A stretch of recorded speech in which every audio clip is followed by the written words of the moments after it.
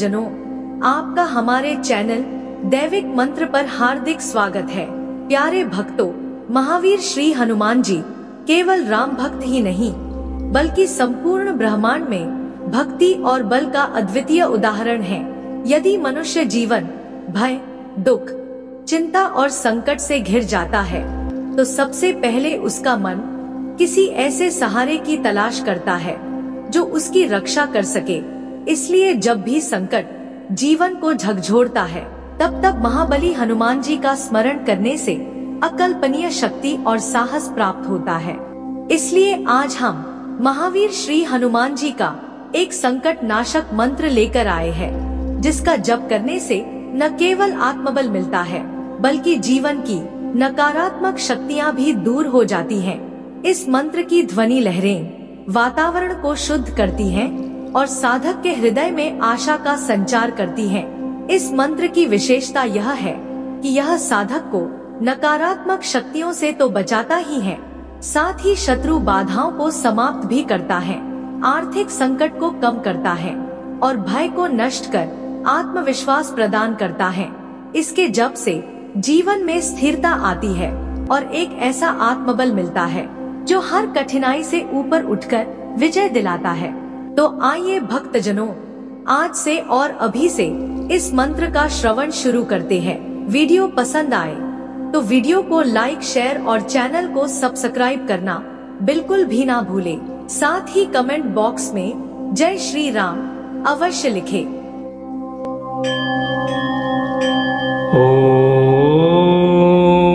हनुमते रुद्रावताराय संकटनाशनाय स्वाहा। ॐ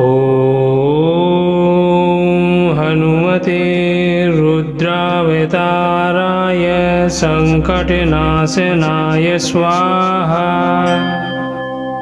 ॐ हनुमते रुद्रावताराय संकटनाशनाय स्वाहा। ॐ हनुमते रुद्रावताराय संकटनाशनाय स्वाहा। ॐ हनुमते रुद्रावताराय संकटनाशनाय स्वाहा। ॐ हनुमते रुद्रावताराय संकटनाशनाय स्वाहा। ॐ हनुमते रुद्रावताराय संकटनाशनाय स्वाहा। ॐ हनुमते रुद्रावताराय संकटनाशनाय स्वाहा। ॐ हनुमते रुद्रावताराय संकटनाशनाय स्वाहा। ॐ हनुमते रुद्रावताराय संकटनाशनाय स्वाहा। ॐ हनुमते रुद्रावताराय संकटनाशनाय स्वाहा। ॐ हनुमते रुद्रावताराय संकटनाशनाय स्वाहा। ॐ हनुमते रुद्रावताराय संकटनाशनाय स्वाहा। ॐ हनुमते रुद्रावताराय संकटनाशनाय स्वाहा। ॐ हनुमते रुद्रावताराय संकटनाशनाय स्वाहा। ॐ हनुमते रुद्रावताराय संकटनाशनाय स्वाहा। ॐ हनुमते रुद्रावताराय संकटनाशनाय स्वाहा। ॐ हनुमते रुद्रावताराय संकटनाशनाय स्वाहा। ॐ हनुमते रुद्रावताराय संकटनाशनाय स्वाहा। ॐ हनुमते रुद्रावताराय संकटनाशनाय स्वाहा। ॐ हनुमते रुद्रावताराय संकटनाशनाय स्वाहा। ॐ हनुमते रुद्रावताराय संकटनाशनाय स्वाहा। ॐ हनुमते रुद्रावताराय संकटनाशनाय स्वाहा। ॐ हनुमते रुद्रावताराय संकटनाशनाय स्वाहा। ॐ हनुमते रुद्रावताराय संकटनाशनाय स्वाहा। ॐ हनुमते रुद्रावताराय संकटनाशनाय स्वाहा। ॐ हनुमते रुद्रावताराय संकटनाशनाय स्वाहा। ॐ हनुमते रुद्रावताराय संकटनाशनाय स्वाहा। ॐ हनुमते रुद्रावताराय संकटनाशनाय स्वाहा। ॐ हनुमते रुद्रावताराय संकटनाशनाय स्वाहा। ॐ हनुमते रुद्रावताराय संकटनाशनाय स्वाहा। ॐ हनुमते रुद्रावताराय संकटनाशनाय स्वाहा। ॐ हनुमते रुद्रावताराय संकटनाशनाय स्वाहा। ॐ हनुमते रुद्रावताराय संकटनाशनाय स्वाहा। ॐ हनुमते रुद्रावताराय संकटनाशनाय स्वाहा। ॐ हनुमते रुद्रावताराय संकटनाशनाय स्वाहा। ॐ हनुमते रुद्रावताराय संकटनाशनाय स्वाहा। ॐ हनुमते रुद्रावताराय संकटनाशनाय स्वाहा। ॐ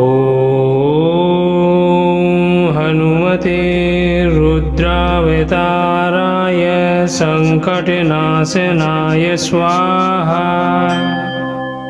ॐ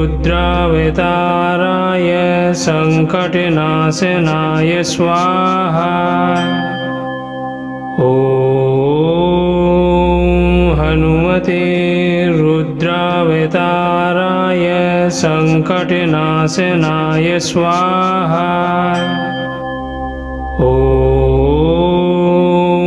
हनुमते रुद्रावताराय संकटनाशनाय स्वाहा। ॐ हनुमते रुद्रावताराय संकटनाशनाय स्वाहा। ॐ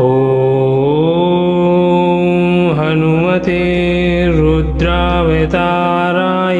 संकटनाशनाय स्वाहा।